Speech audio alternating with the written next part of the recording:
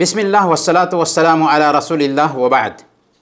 ایک بھائی نے پوچھا ہے کہ میرا جاب چھوٹ گیا ہے۔ ایک مولانا نے کہا کہ کثرت سے استغفار کرو، مجھے بتائیں کہ استغفار کا طریقہ کیا ہوگا۔ میں آپ سے سب سے پہلے یہ عرض کروں گا کہ آپ کثرت سے اس دعا کا بھی اہتمام کریں، اللہم آجرنی فی مصیبتی واخلف لی خیرا منہا۔ اللہ کے نبی صلی اللہ علیہ وسلم نے حضرت ام حبیبہ رضی اللہ تعالی عنہا اس کو روایت کرتی ہیں، بیان فرمایا کہ جس کسی کو بھی کوئی مصیبت لاحق ہو اور یہ دعا پڑھے تو اللہ رب العالمین اس کو بہترین بدلہ سے نوازتا ہے۔ اللہم آجرنی فی مصیبتی واخلف لی خیرا منہا۔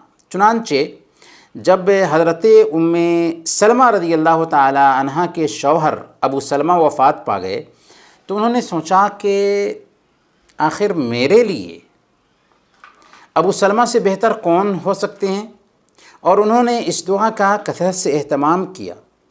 چنانچہ اللہ کے نبی صلی اللہ علیہ وسلم نے ان کو پیغام نکاح بھیجا اور اس طریقے سے وہ ازواج مطہرات میں شامل ہوئیں۔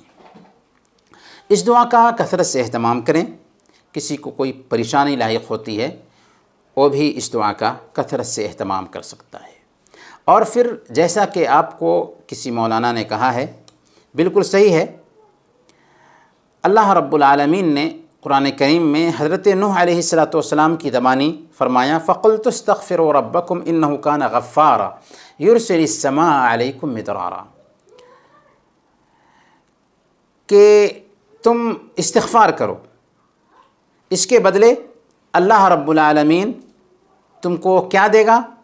آسمان سے بارش برسائے گا، باغات عطا فرمائے گا، مال اور اولاد میں برکت دے گا اور نہریں جاری کر دے گا۔ گویا کہ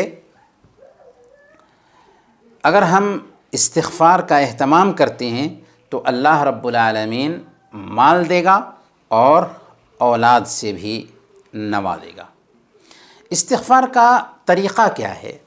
آپ استغفر اللہ استغفر اللہ استغفر اللہ کہہ سکتے ہیں، البتہ ایک ہے سید الاستغفار، یعنی استغفار کا سردار، جسے اللہ کے نبی صلی اللہ علیہ وسلم نے سید الاستغفار کہا ہے، اور فرمایا، صحیح بخاری کی یہ روایت ہے، فرمایا کہ جو کوئی بھی یہ دعا صبح میں پڑھتا ہے اور شام تک اس کی وفات ہو جاتی ہے وہ جنت میں جائے گا، اور جو آدمی شام میں پڑھتا ہے اور صبح تک اس کی وفات ہو جاتی ہے تو وہ جنت میں جائے گا۔ سبحان اللہ۔ اس دعا کو ہمیشہ یاد رکھنا چاہیے اور اس کا اہتمام کرتے رہنا چاہیے، اور خاص طور پر اللہ رب العالمین نے ہم کو اگر جاب سے محروم کیا ہے تو اس دعا کا کثرت سے اہتمام کریں۔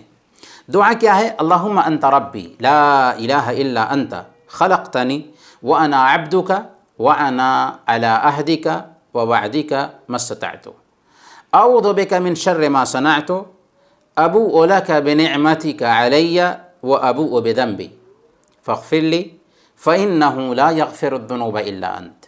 دوبارہ سنیے، اللہم انت ربی لا الہ الا انت خلقتنی وانا عبدک وانا علی عہدک ووعدک ما استطعت اعوذ بک من شر ما صنعت ابوء لک بنعمتک علی وابوء لک بذنبی فاغفر لی فإنہ لا یغفر الذنوب الا انت۔ اس کے ساتھ ساتھ آپ کو چاہیے کہ آپ جاب ڈھونڈنے کے لیے کوشش کریں، محنت کریں، پلاننگ کریں، کیونکہ اللہ فرماتا ہے وَأَن لَيْسَ لِلْإِنسَانِ إِلَّا مَا سَعَىٰ، ایک آدمی کو وہی کچھ ملتا ہے جس کی وہ کوشش کرے۔ صرف وظیفہ کا اہتمام کر لینے سے جاب نہیں مل جاتا، ہاں یہ وظائف، یہ دعائیں سبب بنتی ہیں، لہذا کوشش بھی کریں اور اس کے ساتھ ساتھ زیادہ سے زیادہ استغفار کریں اور یہ دعا بھی پڑھتے رہیں، اللہم آجرنی فی مصیبتی واخلف لی خیرا منہا۔ وصلی اللہ علی نبینا محمد وعلی آلہ وصحبہ اجمعین۔